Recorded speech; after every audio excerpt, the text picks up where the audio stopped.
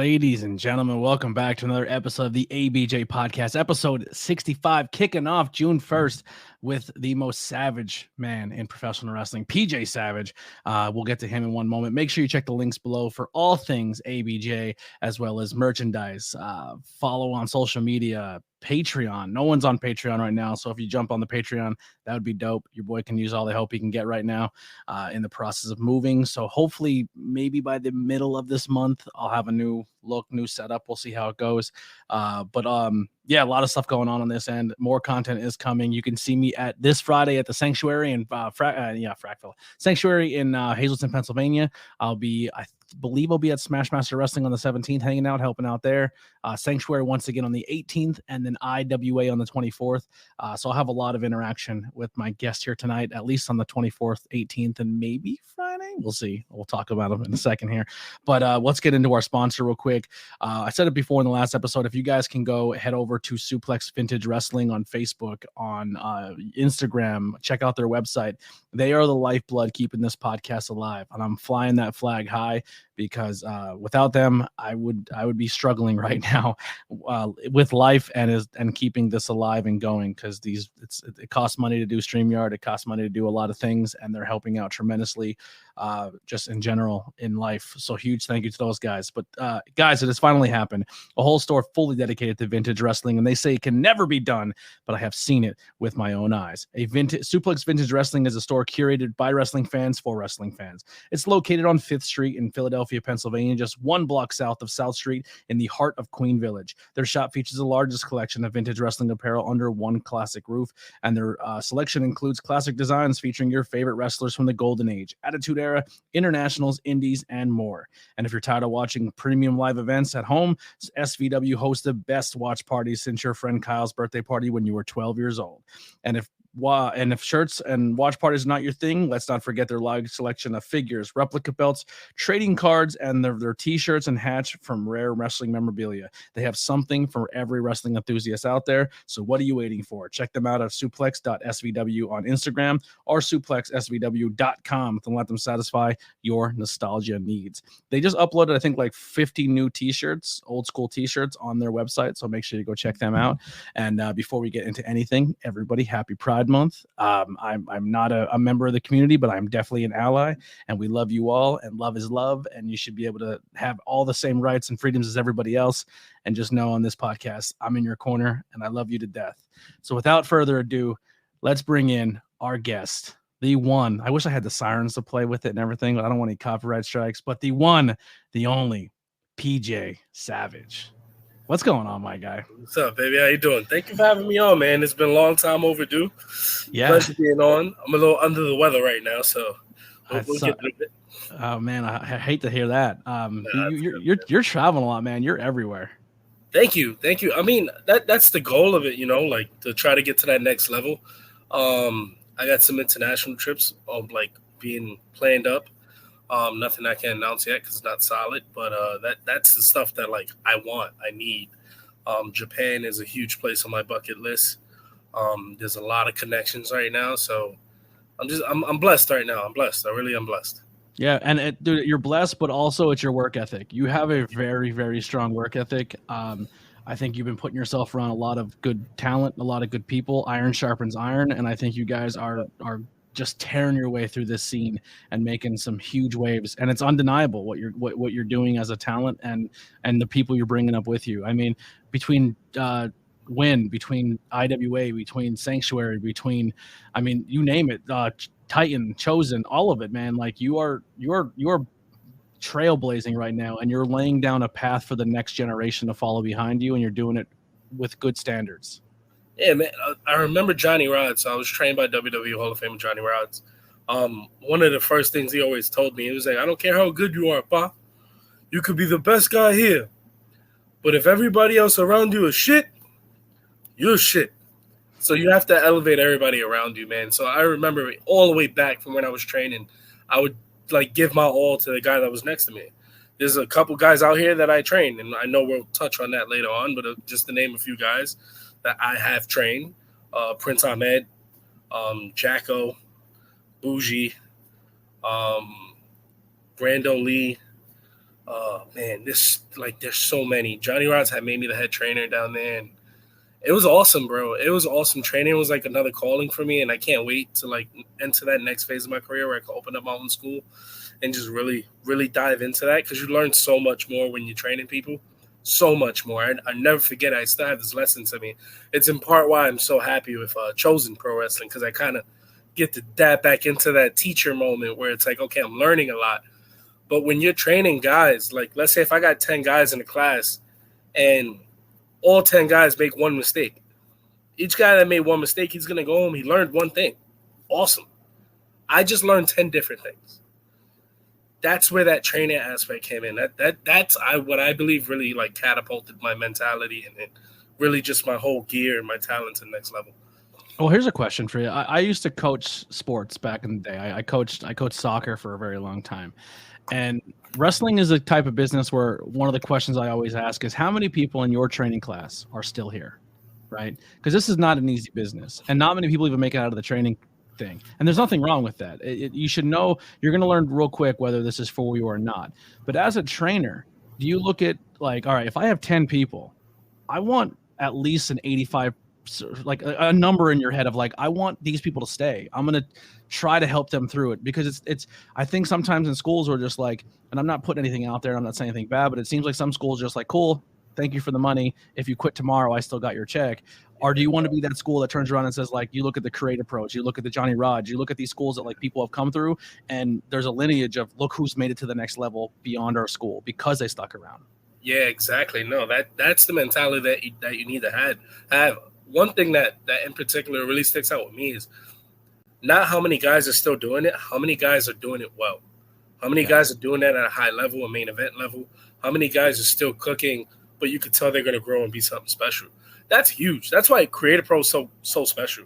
Because look at all the guys that they have right now that literally catapulted to the top of the game. Like I remember 3 years ago, half of those guys were just doing regular indie shows. They were out here.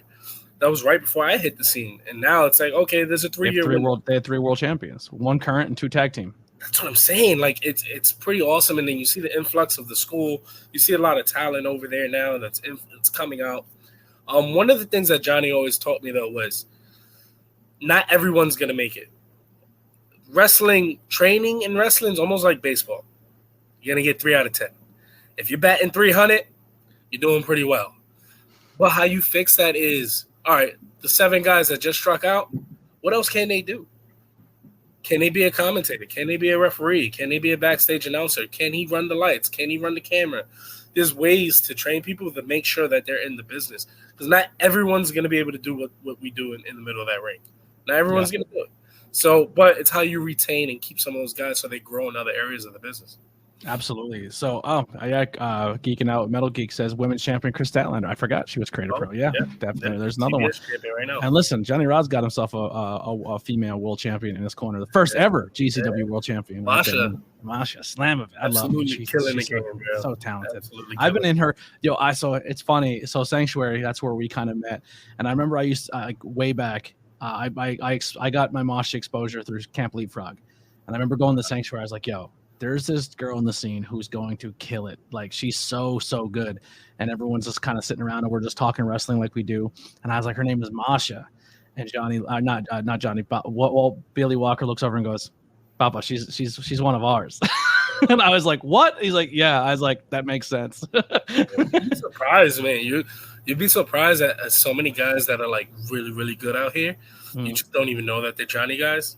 And we're Johnny guys. You know who shocked me the most? Abs. Yeah. Abs is another one that's cut from that cloth, man. Man, Abs grinded. I love Abs so much. He's such a lovable person. He went through it. Like he went through that grind. You know what I mean? Like, yeah. He went through fighting for respect, coming out of a school that's like, we're tough. Like we're as tough as you can get. Like we're gonna put each other through hell. We're gonna hurt each other. We're gonna politic against each other. Johnny's gonna make everybody play the game, and like Abs was pulling. You know what I'm saying? Like he was grinding out, and he stood tall, and then he decided to hit the Indies. I remember he was the one that put Camp Leapfrog on my map. That was right before I hit the Indies. I saw Darius Carter. I saw a lot of guys doing Camp Leapfrog, and that was one of my influences on hitting the indies. So, but Abs is one of those guys that I got a lot of respect for him. I love that dude, man. Yeah, and I mean, most people that come out of that school are like killers. Like they'll like you're gonna like you and like listen. Don't get me wrong. If Abs wants to flip a switch, that dude can become a killer. Yeah, everyone should be happy he's doing comedy. 100%. There was a group of guys that we called them Cowboys kids. If you were a Cowboy kid, you got it the worst. And he was a Cowboy kid for a while. So like that shows you like he went through it, he put up with it, he got his ass beat, he came out the other side, and he's fucking awesome. Yeah, so good. So what was your earliest memory of professional wrestling that you've seen it and you're like, oh, this is what I want? Well, shit, man. I remember my first wrestling show was WrestleMania 10 in the Garden. Like my first ever wrestling show. Never seen wrestling in the Garden. Never seen it. Oh, it's so different, man. That's why I rep New York so hard, because like I'm a part of the culture. I grew up in it. Like my uncles used to go downtown to the Garden. My uncles were the ones that really like introduced me into shows. My grandmother was the reason I started watching it. I used to watch AAA and CMLL on Wednesdays and Telemundo with her. And then we used to watch Saturday night, the WCW show. My grandmother was heavily into it, and she's the one that, like, my main focus of getting into wrestling. But my uncles got me into the culture. Like, they would take me down to the Garden, even though they didn't even have tickets, and they would tape trade with all the ECW marks. Because that's all that was there. It was just ECW fans that can't get into the building. So everybody's just like, fuck the establishment. And I'm little 4 or 5-year-old kid just soaking that in, man. Like, I was in there, brother. I was in there watching All Japan tapes, watching FWF tapes. Like, it was insane, bro. Like, it was insane. That's where I got introduced to a lot of the Japanese stuff. I was like 6, 7 years old watching Japanese death matches in my house. Crazy. I was so sheltered from that, man. I didn't experience any of it until my adulthood. I was a WWF only kid. And I say F. I was a WWF. I watched it go from F to E, and then the WCW and the Attitude Era. And I was like, I went to a buddy's house, and he was flipping back and forth on between Raw and Nitro. And I said, "You hit that remote one more time, I'm going home. I've never watched it." As a kid, I actually enjoyed the WCW pay-per-views. Now I'm appreciating him now, watching it later. But during the era, I was anti AEW. Like, how people are now AEW and WWE, and like, don't be that way. I'm telling you now, as a fan, enjoy it all. Enjoy everything, because I'm not saying don't be loyal to a brand or a company, but it's the talent you should be watching, not so much the logo of the company. Check out the talent. 100%. I got into all that, man. I was a heavy ECW fan and going to the Garden so young. I remember them hosting up Bret Hart. I was like a Bret Hart mark. Like, that was my John Cena, Cody Rhodes today. I was a Sean guy, so I was the anti. I was the Bret guy. I was Bret. Like, everything was Bret. I remember crying seeing Bret lose at the beginning of the show to Owen, and then all of a sudden he won the belt at the end. Like, it was just a roller coaster of emotions. It's so awesome, bro. Those things just stick with you. But one of the moments that will always, like, forever stay with me, I would say this is like the defining moment of me going, I want to do this. Was I was at the Garden in 2002 when Triple H came back. Jean jacket, Hercules, Triple H. And, like, I'm getting goosebumps right now. I never heard anything like that in my life, still to this day. Just the raw reaction that he got. It was like, I want to make these same people that I know, that I grow up with, that I'm watching tape trade, and now I'm becoming one of these little teenage brats tape trading in front of the arena, doing all that crazy shit. And they just marked out for Triple H. And at the time, I didn't even get it. It was like he was just gone, but he was just such a badass, and he was back. And, oh, God, that reaction he got and the emotion he filled up the Garden with, I still say has to be one of the greatest moments in wrestling history. Yeah. That was the moment for me that I was like, I got to do this. That's well, you kind of had a moment like that recently. Maybe the crowd back in the day, the crowds were a lot smaller, and then you came back to a little bit of a bigger crowd and a little bit of ovation, but I felt we sold it well on commentary. But your return to the Sanctuary, I kind of had that Triple H vibe when the horn set, and we kind of like saw like, oh my God, he's back. You know what I mean? Kind of giving you that at the Stampede of like the return of Savage to the season 13. That was so cool, man. Like, I got to touch on the Sanctuary. Sanctuary gave me a home when I left Gleason's, because everybody knows what happens when you leave Gleason's. If you don't know, you don't get blackballed, but you kind of get blackballed. It's like it's a black eye. He doesn't want too many cooks in the kitchen, but at some point you kind of just got to go. I got to leave the coop. I got to grow. And he gets over it. But Sanctuary was the first place that I ever trained in that wasn't Gleason's. And just the ambiance, the cold air, the breathing, and seeing your breath in the air, you're taking bumps, and you're training, you're going over things. And then Trotsky. Trotsky is the reason my promos are the way they are now. A lot of people don't know that. Trotsky honed my promo game down. Like, I remember Johnny used to subdue my voice, and I used to have a very commercial voice because, Johnny used to do very old school promos, NWA kind of promos, where you stand with the background with an announcer holding the microphone, and that's how you practice. That's how you get your reps in. Trotsky was like, no, this is Monday Night Raw. You're going to stand in the middle of the ring, act like you have a mic, or act like you don't, and just go. And who said you can't yell? Go. Do it. Be you. Let it come out. And I was like, that's when I came up with the whole Unleashed and Untrained moniker, because that was truly what I felt. I felt like I was finally unleashed. The chains were off. Mm-hmm. And I owe Trotsky a lot of the direction of the PJ Savage character when it comes to the promo side. Yeah, well, let's kind of, before we get into the Johnny Rods thing, we'll just kind of stay on that topic. Like, everyone on the scene knows you guys as the Takeover, and everyone has now finally seen what we got to witness for an entire season in a church that not many people see in the beginning stages of, and that was the Walker clan. That was you guys coming in and establishing that rivalry and building that camaraderie together and learning how to put that team together. And then once you guys unleashed that team on the independent scene, everyone was kind of like, what is this? And I was like, bro, you have no idea. I've been lucky enough to call this action for the last year and a half. You guys are now getting the full Monty of what's about to go down. We honed so much at the Sanctuary. That's why it felt so good to come back. I remember Trotsky had put up a post, and I just took a year hiatus from the Sanctuary just to do more stuff, just to get out. And that year hiatus was there, but when he was like, who wants to come back? And I was like, me. I hit him up, said, let's make it happen. He said, no problem. And he gave me the dates. And that was just like, I felt welcome back in, like that was just home for me. It was a second home for me. So it was special being back in that place. And when we were there honing that knife, we were sharpening that knife over there as the Walker clan. There was a lot to look up over there. You had Moran, who was really finding his groove as like a top guy, kind of a heel, and he was finding his way, champion. And then you had Ace. Like, Ace Austin was just peeking his head in, and those locker room speeches that Trotsky and Ace used to give. And it was like just being there and just staring at Ace like, I want to wrestle you so bad. Like, just being in this environment with you makes me want you more.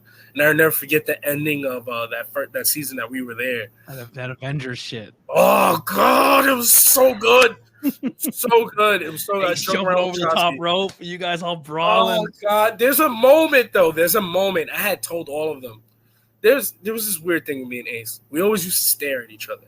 Because, it's just a wrestler kind of Johnny Rods kind of thing where it was like, you let somebody know you coming from afar. I used to stare a hole at Ace. He was it. He was the package. You know what I'm saying? And I remember right before he was coming out, they all came out and they're all standing there.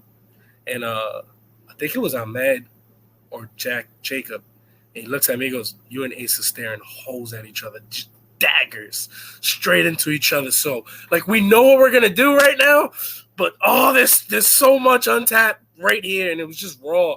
And it was just great for my confidence and my growth just to be in that same environment as Ace. Mm-hmm. It was awesome, man. Like, that, people don't understand. They don't understand. And then when TakeOver hit the scene, it was just a whole different monster, and they ended up having our own show.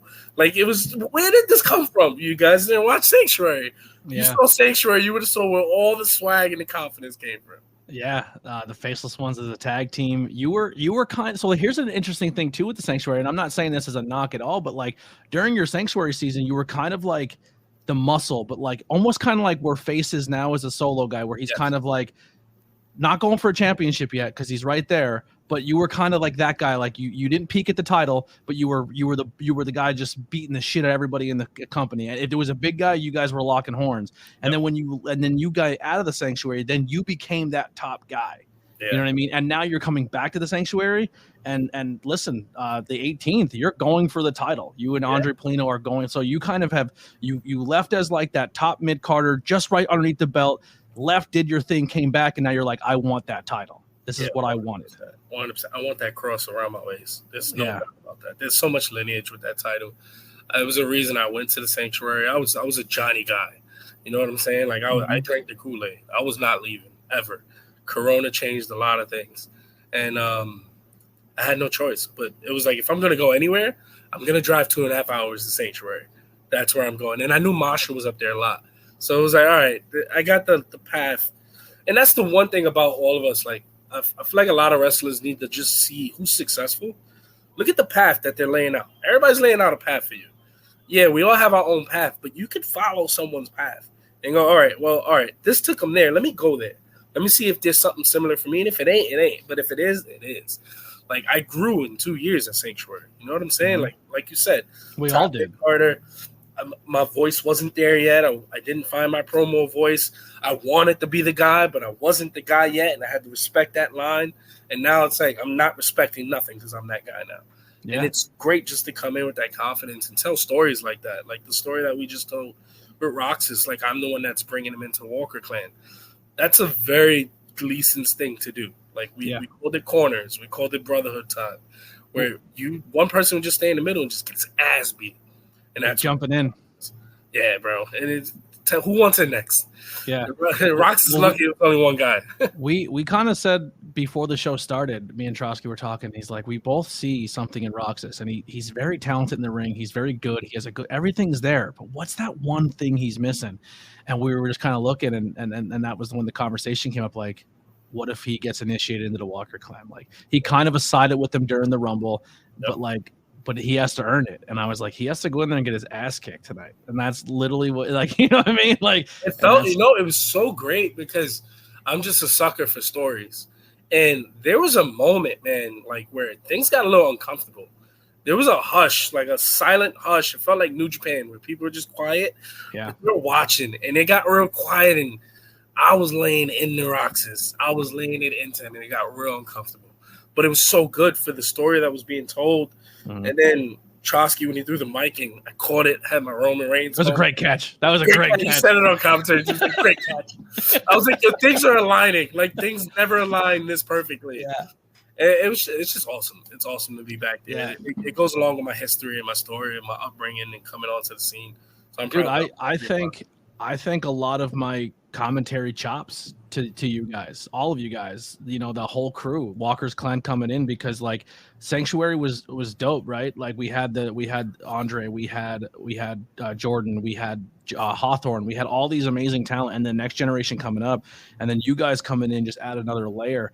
And it was my first really year on commentary, and I got to work with Pete, who I think's the top in the industry, and I really got to make it my own with Pete. And then just kind of like I will say right now, like IWA is reaping the benefits of the Sanctuary a little bit, because like me and Pete are there with you guys, and we're kind of continuing those stories, and we know how to call your matches and how to do everything. And it's just like that was a very special year for me in this industry, in that business, and I owe a lot of it to the Sanctuary, and then you guys coming in and doing your thing, because I felt like it was just like a great building point. And look where it's at now, man. Like it's changed so much for that building and for the next generation coming in, and now people are coming in and they're consuming the content. Yeah, the crowds are filling up in there. That feels awesome.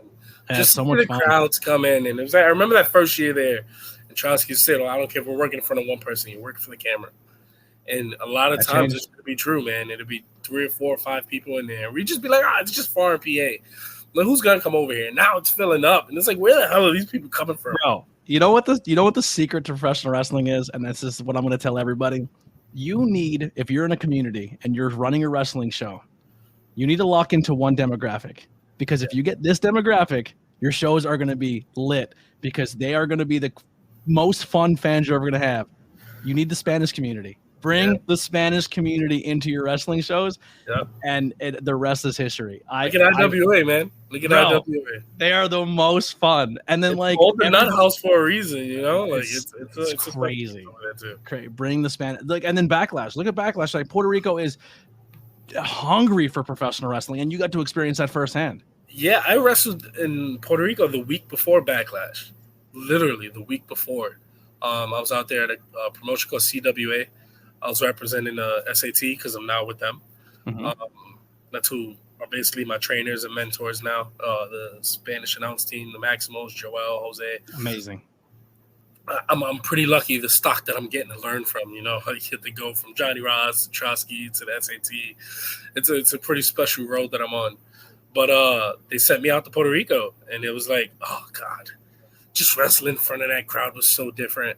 It was so different. They bit into everything. They wanted to be around everything. They wanted to be involved, and they were just going, Dudo. They wanted more. And you don't have to do much as a performer. You can just go out there and just hit hard. Once you're hitting hard, they're gonna be bound into it because it looks real. Mm-hmm. That's the Walker Clan style. That's what we bred off of, being real, making you question, like, oh man, what's going on here? Suspend your belief for just a second. Now we got you. And Puerto Rico just eats that up. So just seeing, I'm not surprised what I saw the following week at Backlash, and that just shows there needs to be more going on. I will say Puerto Rico has a very tough politicking system over there. It's very hard for them to open up to outsiders. Like, I kid you not, so I tore the house down with Joey Conway. Me and him went one-on-one the first night, and the crowd was insane. Like, they knew none of us when we were coming out, and just expect it. You know what I'm saying? Like, as a performer, I always listen to Sami Zayn. Everywhere you go, prepare yourself for no one to know you when you walk out that curtain. So I did that. But it shakes your nerves a little bit. No one's reacting. No one's saying anything. And I kid you not, Anthony. At the end of the match, they were chanting Savage as loud as it can be. And it was like, they didn't even know my name was Savage. Yeah, wearing it on my shirt. But, like, it was like to get that chant, to walk out like that, that was awesome, man. And then the heat that Conway got. But then we walked back to the curtain, and it was a lot of jealousy. It was a lot of like, oh, maybe we should never put them on at this point. Maybe we should never did this. Oh, you guys can't do stuff like that. You burned out the crowd. And it's very good for me to learn because, like, you go to Mexico, you go to Japan, you got to respect the line. When we're in New York, the Northeast scene, I don't care if you're first, second, third, last. Kill it. I'm killing it. Follow it. Follow that. I love the Northeast scene because Jersey, PA, and New York are all the same. Yo, the number one match can be just as good as the main event because everyone's going out there and going off. When we first went to Invictus, when I first started cutting my chops at Invictus, they had put me versus John in the pre-show. And me and John looked at each other, a little disrespect because we wanted to be on the main show. And we always carry chips on our shoulders. And we was like, we're going to have a match at night. Watch, we're going to kill it. And we did. Yeah. We 100% had match at night on the pre-show. But you can't do that anywhere else. You come into New York or New Jersey or PA, like you said, Connecticut, Massachusetts, very the same way. You get to go out there and you get to destroy that house. And it's up to those guys behind you. I feel like that makes for so much more competition, and you have to work for stuff. You know what I mean? Yeah. Like, you just have to work for the reactions. You got to work to get everything out of people. That's the best way to work for me. Dude, sometimes after shows, man, I am mentally exhausted calling shows because, like, you're supposed to range your emotion, but when your first match is bad, and then the next, dude, at the end of it, I'm like mentally exhausted because I went through a whole range of emotions of sad, of excitement. I think the most exhausted between two companies that I've ever been is IWA and the Sanctuary. Like, I've left both those shows almost emotional, like cried at a match at one time, like because like. Because you have to buy into what you're going, and it's beautiful. But first question in the chat, I love this. Gaming with Justin says, PJ, is it wrestling at the Sanctuary? Is it difficult wrestling without the bottom rope? No, very easy. It's just no one ever puts him in a submission that he has to reach for it. Yeah, no, and not even that. Like, we usually don't even. I mean, on the wrestling scene in general, for rope breaks and things like that, but it's very rare you see someone use the bottom rope. I mean, there's some guys like high flyers, like Smiley uses every kind of piece of the ring. He's one of those guys. But there's so many. I don't use the ropes hardly. Like, if I use the ropes, is to come off as hard as I can to hit you in your mouth. Yeah. So the bottom rope doesn't affect. I actually like the way it looks on camera. I actually love the way it looks. Yeah, you get a better shot.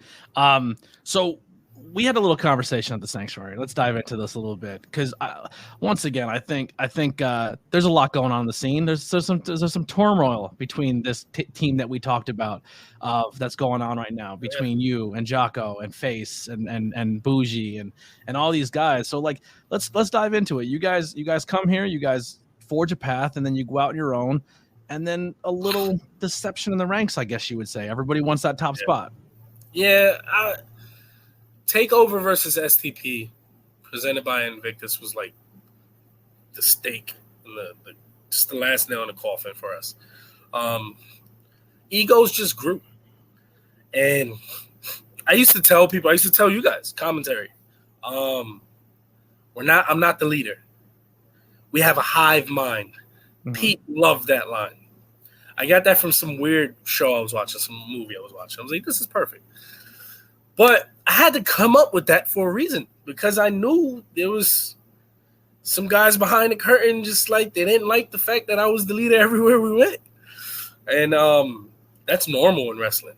And that was the whole point of TakeOver. So everyone's going to visualize, the fans and the audience are going to visualize a group, and they're going to rank them. Yes. Like, you know what I mean? That's not even something as a team, you can all say we're the Horsemen, but someone's going to be Flair. You're going to look at Flair. Yeah, exactly. You're going to look at Flair, and I was that guy. That was the Flair. I was the guy. And then when every company we went to, I would end up being in the heavyweight championship matches, the spotlight matches. The story was kind of centered around me. A lot of the backstage stuff is where it went wrong, where a lot of promoters, and I'm not going to call them out, a lot of promoters would reach out to me regarding their bookings. That's where it got iffy. But that wasn't my fault. You know what I'm saying? Yeah. Like, it's not my fault. And fucking Bougie says this all the time. I'm the John Cena. I'm the pro. I'm going to come and I'm going to do everything by the book, to the letter. I'm going to hit every single bullet point because I am. That's just what Johnny taught me to be.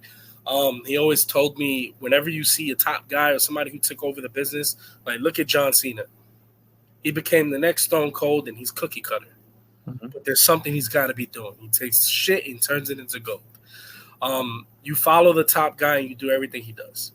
Almost like what I said earlier, where you follow someone else's path. And I am that guy. I am that John Cena, and Bougie's not. Bougie's the exact opposite of that. Face doesn't really care. Face just he just wants blood. He just wants to shows up. He just wants to show up, beat somebody up, get a cool clip, and maybe take home a MILF. Like, that's just Face. That's it. Jacko's a weird one, man, because I remember coming up in Gleason's, Jacko was supposed to be the next guy. He never really knew this. He was supposed to be the next guy. But he would always kind of, it was like any little thing would like deter his confidence. And that, when your teacher's watching that, when your Johnny Rods is looking at that, and they go, damn, anything breaks him down, I can't really put stock into him. And then every time he would build himself back up, they would throw wrenches at him on purpose, and it would break him down again, and they'll go, oh, we kind of have to stay away. That ended up like just breaking him down. You know what I'm saying? Like, his confidence was really shaken up for a while. And things got heated between the group. It always does. We're the group. We always knew the breakup was going to happen sooner or later. We always used to joke around and say, John's going to hit one of us with a belt. We always used to joke around and say it. And look, it happened. But what ultimately came down to it behind the curtain was no one liked to be second fiddle to me anymore. It was like almost everything's about PJ. And I remember, I'm not going to say the name. We went to go train with some guys, high-profile guys. And this is where I knew it was the end. And the TakeOver guys are going to laugh at this if they're watching, so I've never said this to them publicly. We were there training with some guys and going over, and these guys, high-level guys, looked at John, look at Face, look at Jacob. PJ is your meal ticket. Do whatever you got to do to get him to the dance, because he's going to let you into the door, and you're going to shine. But get behind him and elevate him, because it's already happening. When they said that, and I saw the guy's face, I was like, TakeOver's done. TakeOver's done. Done. Finished. This is fucked up. It's done. It's finished. Yeah. It's over. It's over. Because, like, I'm not going to shy away, and I'm not going to lower my level for anybody. Yeah. They knew that. That's what TakeOver was. TakeOver, again, to give you the backstory on it, TakeOver was a group of almost 9 guys. We were all Johnny guys. It's 9 different guys have TakeOver logos. Like, tonight at 8 o'clock, my Face promo drops. you're going to see the Savage Takeover logo. Bougie has one. The Faceless ones have one. There's other guys that have one. There were other guys in the group Takeover. And I'll just put it out there right now. Prince Ahmed was one of those members. He was Takeover. Matthew Banks from he's in the New Japan dojo. He was in Takeover. Psycho Pump, you know him as Psycho Pump. Mm-hmm. He was in Takeover, and there was a couple other guys, and the group was just stacked. But it wasn't supposed to be an on-screen group. It was supposed to be a group that, like, you see me a lot of my earlier matches on the independent scene. You see me yell Takeover a lot. I'll stand on the. You were your own version of the Clique. Yes, the Clique was never supposed to be seen as the Clique, but exactly. The Clique got each other's back, and they would help each other get their bookings and what they had to do. Exactly, and what ended up happening was, so you're gonna see this in part 2 of the Me and Face promo. That's gonna dive into the history of Takeover. The group was supposed to be me, Jacko, and Face. Mm-hmm. The on-screen group. That was always the case. There's old pictures in Gleason's. It was supposed to be just us three, and then the other guys were gonna do something different, and we were the Clique, you know. And we ended up at IWA one day, and John was just always traveling with us. He was just always with us because that's what we did. And whatever show I was at, that's how I got him into Invictus. I was invited to a Rising Star Rumble, showed up, and I showed them my boys, you know. And then I would go to the promoter. Hey, if you got an extra spot, my guys are more than worthy of having it. If not, they're gonna help out. They're gonna do the ring, and we'll go home on our merry way. Like, that's the John Cena. You know what I'm saying? And so at IWA, me and the Faceless ones finally came together. We were a team. They helped me beat up somebody. Following show, we show up, and the promoter at the time, the booker at the time at IWA goes, John's always with you guys, right? I'm like, yeah, but at this time, I'm already fighting John everywhere. Because that's the other thing we were doing. Like, well, I know me and you can have bangers, so let's, put the work together. And sometimes real animosity is sometimes writes its best stories. It works, man. When you throw a steak in front of two pit bulls and you see them fight it out, you're going to be entertained. Mm-hmm. You know what I'm saying? And that's what me and John always was. We was always, all right, we'll help each other climb to the top of the ladder, but when we're at the top, it's down to me and you. You know what I'm saying? And we show up at IWA, and then the promoter goes, we're going to put him with Takeover. And you can see me, Jacob, and Face look at each other like, I wasn't the plan. Can it work? Too late. It's going to work now. And we got an extra guy. And the way we looked at it was this was on-screen time for us. We're going to come out with each other on every entrance. So now 3 people, 1 tag, 4 people, 1 tag team, and 2 singles guys. That's 3 times we get to come out to the curtain, come out to our music, come out and make a statement, make people look at us, make people see us. That was our little inside of way of trying to just get over. You know what I'm saying? So and we was like, to hell with it. Why not? And that's where the group kind of took off. But then again, that was the ending of the group. We left a lot of money on the table. Yeah, because the way it works is a lot of people try this on the indie scene where they said, hey, we're going to roll in with our boys. We're going to do our thing. And I love that for the independent scene. When you come with a car full of people, those car full of people should be your ride or dies. You should be trying to help each other out. You should be trying to do all that. And you should be trying to better each other. And this is what I told you in private, and we'll say it here now, is the ego. I understand where the egos come from, but big picture, and I hope most of the Takeover, spoiler alert, is going to be on this month. You know what I mean? All except one, because one just doesn't talk. I can't do anything with that. You know what I mean? I love him to death. Yeah, but sure, there might be that hierarchy, right? Like, because you're, like you said, you're the businessman. You're the guy who's going to talk to them. You guys are going to make sure that the bookings go through that. That's it is what it is. We all know Bougie. Outside of this, he sucks at being that role. He's terrible at it. He shows up late. He comes and does what he wants, and then he dips. You know what I mean? I love Bougie, but that's what Bougie does. I used to hate them, bro. I used to get at them every time. We used to show up late just because they want to stop at gas stations. I was like, what are we doing? Yeah. We're supposed to be there an hour early, at least, bro. And that's just me still being late. And then after the matches, I'm sorry, Bougie. He was like, can we leave? I didn't even wrestle yet. Yeah. Like, where are you going? All right, hurry up, bro. Hurry up. Cut it short. Like, come on, man. Yep. We're supposed to stay to the end. We're supposed to, put in our work. And it's just people are cut differently. You know what I'm saying? Yeah, absolutely. There's nothing wrong with it. It's just he's cut from a different cloth.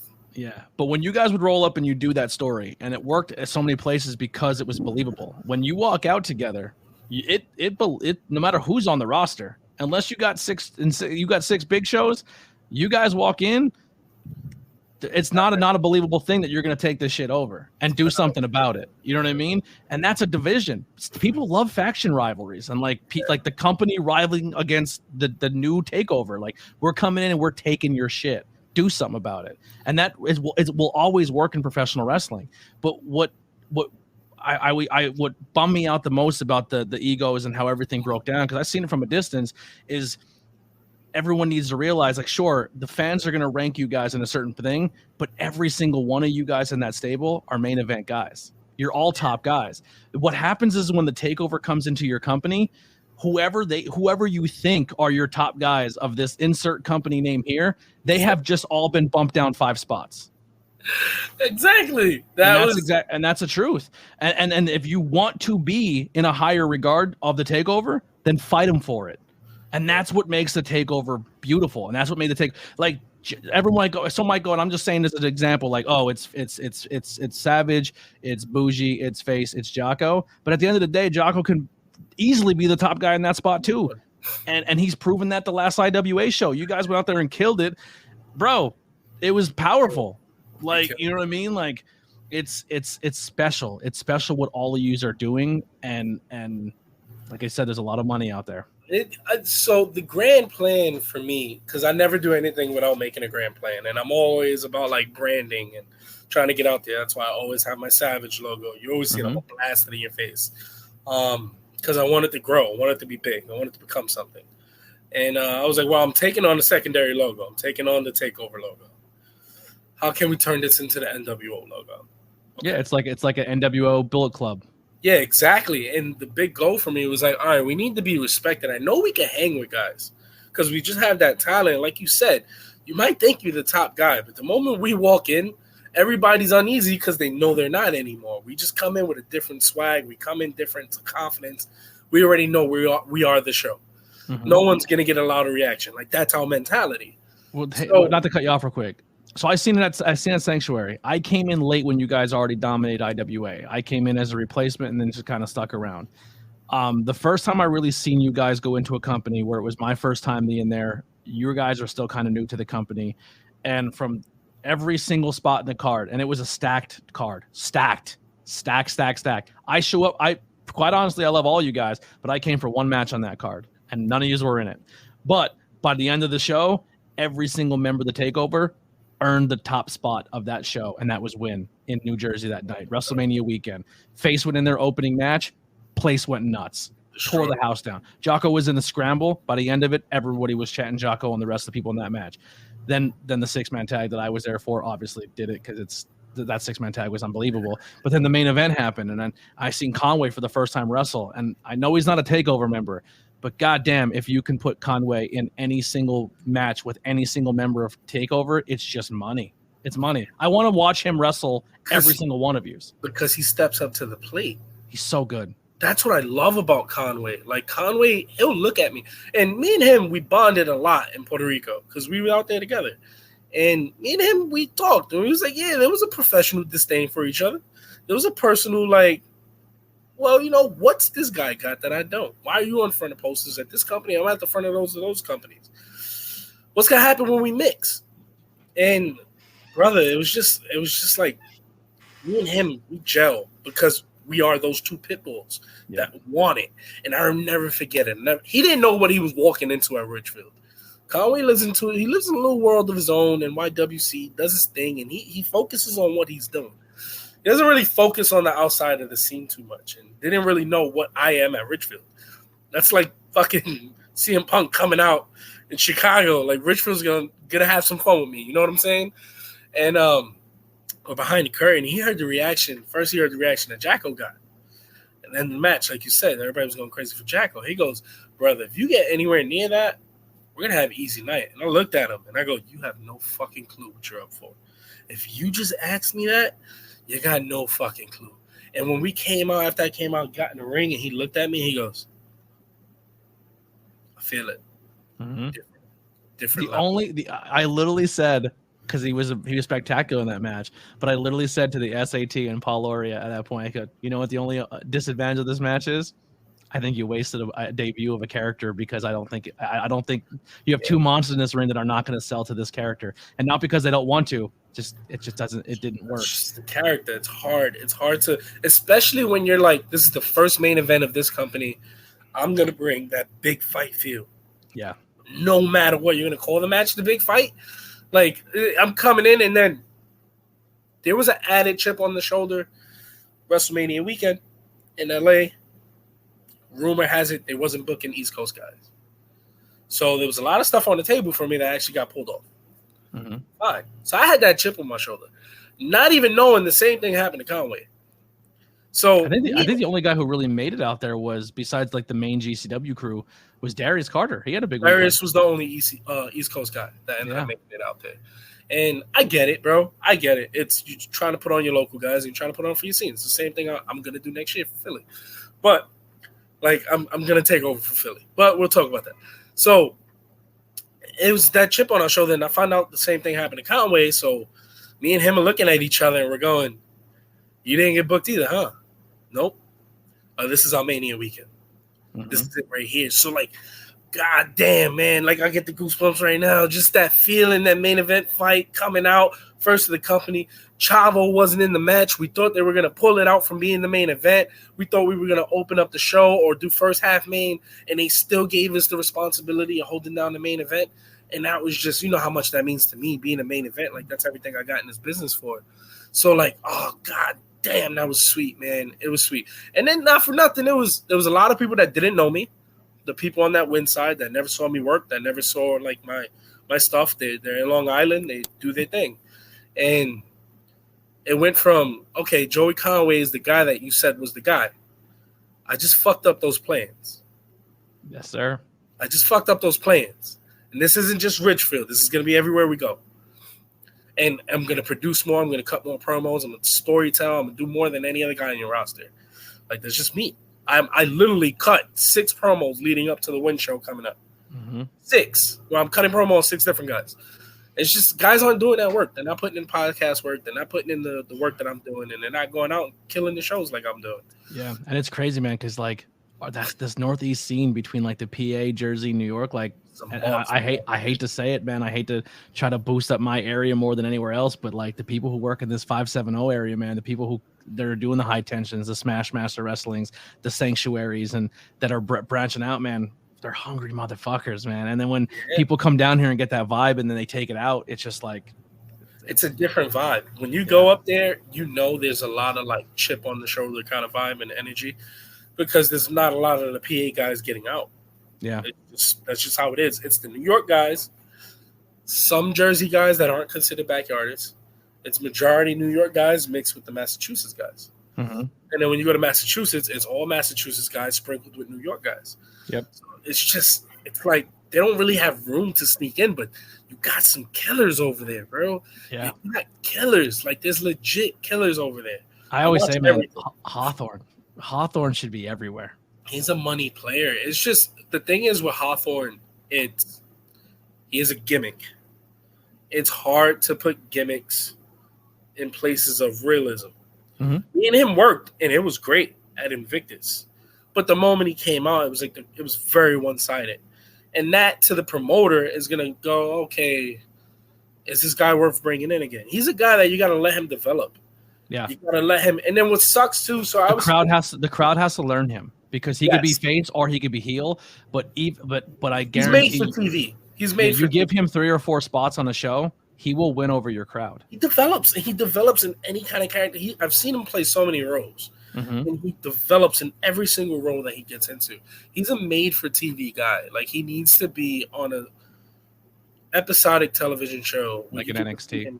Yeah, you get to see Conway would be beautiful for NXT. Oh my God, he would kill it. He's one of those guys, bro, that he just has that dog in him. Mm-hmm. There's that dog. Like, no matter what, oh, you don't believe in me? You don't think I got it? Okay, I'm going to show you I do. He reminds me a lot of me. Me and him are very similar and very different in a lot of aspects. But he has that same mentality I got. Like, no matter what, yeah, my belly might be a little bit big. I don't care if you got a six-pack. You're going to lose to me. Yeah. You don't have it. You don't have what I got. I have it. You know what I'm saying? I love that. Who are some other people on this scene that impress you, that you're watching, that people should be knowing about? Oh, man. Nikolai White is one of those guys right now. He's heavy on my radar. He's just very young. Behind the scenes, there needs to be some growing up. He just does some crazy shit. And it's like he accepts that something crazy is going to happen when he's in the building. But when he's in that ring, there's no denying him. Like, he needs to be on the X Division, on Impact, just destroying right now. Like, he's one of those guys. Michael Fane's another guy that I got my eye on. He's killing it in Titan. He's killing it at Chosen. He's destroying the scene right now. Mike Skyros is another guy that I always watch that I feel like should be more places. Have you ever worked Skyros? No. Oh, we got to make that happen. Yeah, me and Skyros put on. That'd be a good first Friday where you just show up on a Sanctuary Friday and just put it together. Just me and Sky. I'm down, bro. I'm down. I remember the first time I met him was at Test of Strength, and this is when no one knew who the hell I was, right? So I show up, and it was Mike Skyros versus Pena, and I'm watching because I'm like, they're gonna have a bet. I know Pena. I've trained with Pena, like Johnny Rod's guy. Like, they're gonna kill each other. Pena's gonna bring it. And they came back to a curtain, and they're talking about the match, and Pena sees me. You know, we're talking about what could be, what's on the horizon, what's next. And Skyro goes, "You're Johnny Rod's guy too?" And I look at him and go, "Hell yeah. You got no clue what we could do in that ring together, bro. No clue." So he's one of those guys I've always had my radar on, Mike Skyros, bro. Yeah, I love those first Fridays because we just, like, invite people down, and we're like, "Trosky, put these two together." And he's like, "All right, I trust you." And then when you guys go out and do a match, and then on commentary, we're like, "Yes. Yes." You just have a banger. You just have a complete banger. Another guy that I always love, and I'm so glad he's finally out the scene. He's just getting his due diligence, is Andre Polino. Oh, I love that kid, man. Even though I'm going to kill him in a couple weeks, but yeah. Dude, him and Rocket, if you go check out him and Rocket at Sanctuary. I watched that. Friday. I watched that match. Sick. Rocket's another guy. He can go with anyone. He can go with anyone on this planet, not just on the scene. But Andre has what I like to call the wrestler total package. He sells. No one out here sells. He draws emotion out of you too. Yeah, like no one can. Like, I love giving him choke slams and 4 Nelsons because like he's gonna look like I killed him. He's gonna look like I killed him, bro. He's gonna look like I killed him, and I love that about him. And I had told him because he's kind of under my wing at Chosen. I want to make sure he shines up. And I remember his first couple shows. The first show we saw a lot at the tryout. And then the show, it was kind of like, he did too much selling. And I had told him, I was like, you got to show some life. You got to show some fight. Put some offense in there, kick into another gear. And when he did that, now all of a sudden he's on the Titan roster full time now. And his offense looks believable, but for his size that he could hurt you with it. Like, his spin heel kick is devastating looking. Bro, he does a super kick from standing on the mat to a guy that's on the top rope. Yeah. And it's beautiful. Mm-hmm. It's beautiful. It's one of the best things I've seen. Those are a couple guys I have my eye on. There's a lot of guys I want to wrestle, of course, but there's a couple guys that I know that are on the watch right now. That's like, okay, you got to keep track of the progress. Well, we are getting close to that time here, everybody. Please get your questions in. This is the part of the show where I open up to the chat. If you guys have a questions, please get them in there, and let's get going. Another one here. I know you're talking about. Here you go. I know you're talking about recruiting people. Then I got to ask, how the F did you let Jerry recruit Jerry? Long story short, so I always try to, like, if I see a guy's heart's in the right place and he really wants to, like, get it, he reminded me a lot of Bougie. Bougie was making a lot of mistakes when he first got the Gleasons. And it was like, fuck, all right, stay with me. Just stay with me. I'm going to tell you what to do. And Jerry was making a lot of mistakes, but he was putting his heart out there. And like that, I got to, like, you're a pure soul. So he ended up riding with me to a bunch of shows just to get that lesson under his belt. And, like, if you're in that car and there's Prince Ahmed and PJ Savage talking about how to build up a main event, I can't let you ride with anyone else now. Because, like, that's information that's, like, sacred. You can't give that out. No. So he just kind of got stuck with us. And he's growing now. It's awesome to see. It's awesome to see Jerry become the outcast, even though he's stealing all my moves. But it's awesome. This is not a question, but speaking of Jerry, can you use this platform to tell him to grow his beard back? 100%. I was never to look like Jabba the Hutt again. I hated it. Yeah. I was like, what's going on? I was at the Rise show, man. It was like, what the hell is going on? But I love Jerry, man. I can't wait to see Jerry grow. He puts in a lot of work that no one sees. He does the flyering. He does the on the ground footwork. And he's the reason I get to a lot of my shows. Like, he's that guy. I'd rather ride with him and no one else. Yeah. Well, listen, I'm going to give a quick plug here. Someone in the chat, Don. Savage always makes us a fantastic first impression. I want to give him some love. Don is also a podcaster himself. He does a great job. Yeah. And on Tuesday the 6th, as of right now, I will be having on the first ever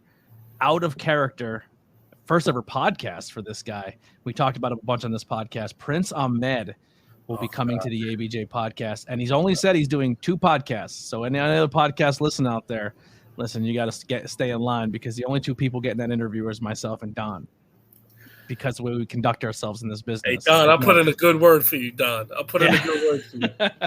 So huge props to Don. Make sure you go check out his podcast. If he's still in here, please put your links and stuff in there, and we'll plug him in there. If one of my moderators is here, go search him out.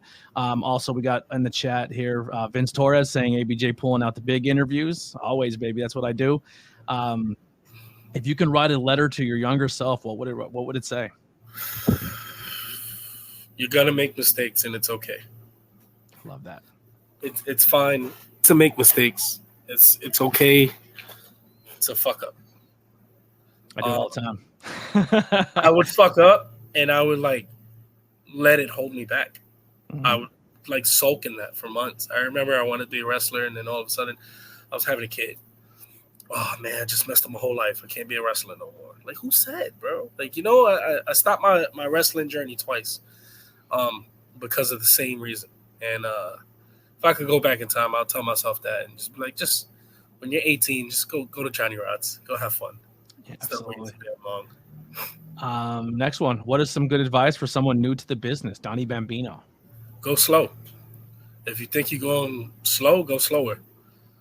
Take your time. Study a lot of Randy Orton. He teaches you how to just be methodical in the ring, even with the promos. He's one of those guys. And it's about the 3 letters of the brand you work with. It's not always about you. It's about the company. If you can get the company elevated, it's going to help you a lot. If you look at 2 instances with me, Invictus was a hard place to get into when I was first working on the scene. No one was at Invictus. It was one of those locked, gatekeep companies. Titan Championship Wrestling. It was a company where only top-level guys was going to be at. You know what I'm saying?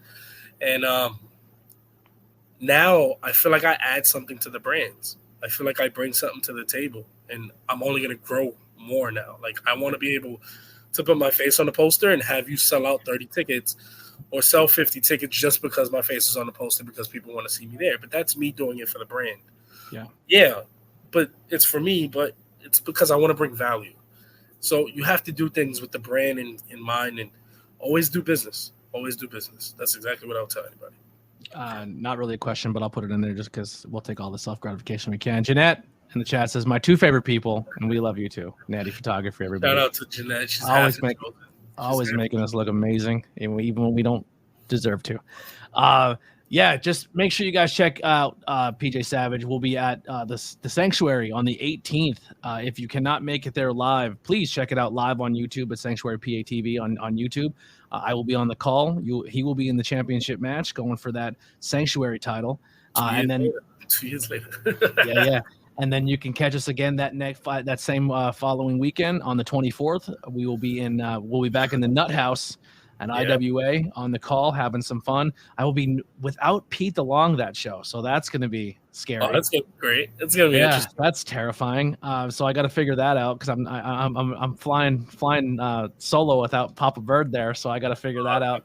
You're going to do great, bro. I think there's some tricks up the sleeve. Who's going to be joining me on commentary? So we'll see how that pans out. But anywhere else you want to plug? Where can people find you, PJ, and all that closing stuff? Please go follow me on social media. The promo drops right after this podcast.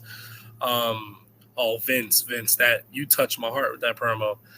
Chosen Pro Wrestling is a special place for me, bro. It's a place where I get to be a teacher. I get to be creative, a promoter, and test that other side of the business. And our next show is June 10th, Hoboken, New Jersey, a new home for Chosen Pro Wrestling. And just go check that out. Go get those tickets. Come out to Chosen Pro Wrestling. If you want to see some hungry young guys perform and go to the next level, Chosen's where you're going to see them first. The following week, I have Win, June 16th. I have Titan Championship Wrestling, TJ Marconi, June 17th, and then June 18th, I'm at Sanctuary Championship match. Packed weekend that weekend, and the following weekend, got 2 extra bookings there. IWA, me versus Lance Anoa'i. Match I've been dying for a long time. It just one of the things that bothers me about this match is that I'm a heel. I like bringing that Shane Taylor, PJ Savage out, where it's just, I'm not a heel, I'm not a baby face, I'm just gonna punch you in the face.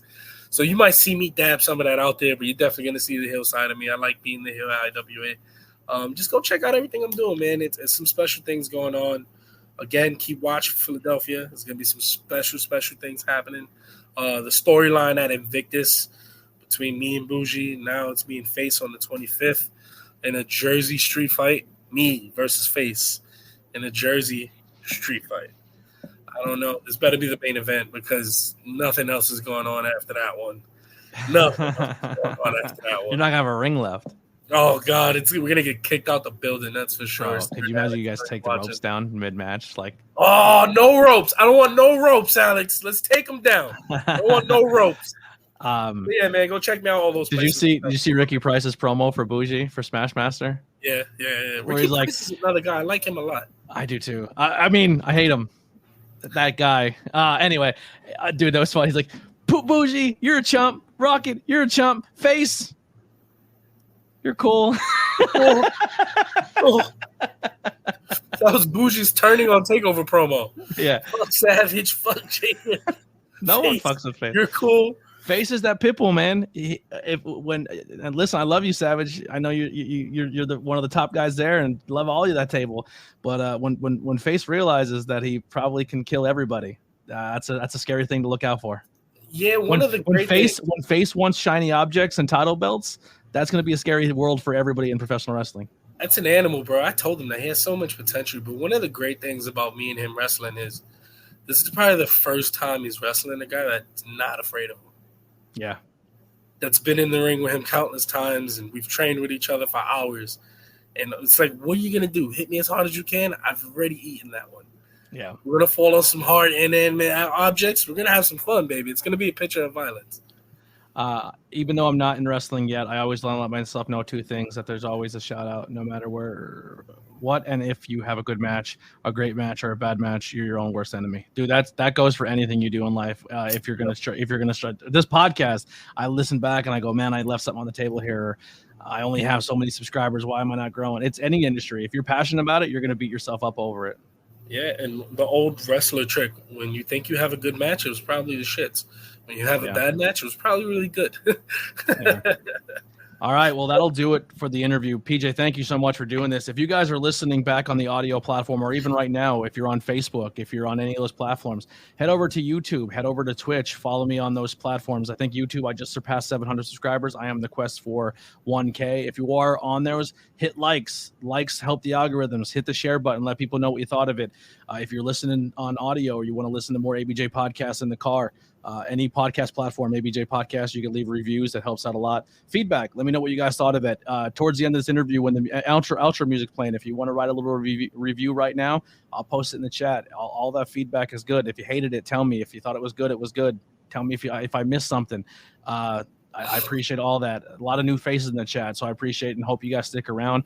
I'll give you guys a little bit right now. So the 6th, Prince Ahmed will be on the podcast. The 12th, Jocko will be on the podcast. The 20th, Rocket will be on the podcast, and then the 26th will be HC fucking Loke on the podcast. Wow. And then we're going to end out the month on either the 29th or the 30th. I recorded a podcast at a local brewery with Nubian Bear. He's a rapper. He works with a bunch of people. He's a very, very talented musician. And then going into July, I'm still going to do wrestling interviews, but I am going to start mixing it up. I'm reaching out to musicians. I'm reaching out to podcasters. We're going to start diving into other venues and talking to some people. I still have a lot of spot for wrestlers, but we are going to start mixing it up. It's not just, I know it's the ABJ ABJ Podcast, but it's not just independent wrestling. That's just my love and where I'm mostly at. So there's a lot of cool stuff coming. Make sure you check the links below to follow PJ Savage and come see us at some live shows. And we'll see you guys next time. Here's some outro music by the Converse Kid, Billy Trey. We'll see you on Tuesday with Prince Ahmed.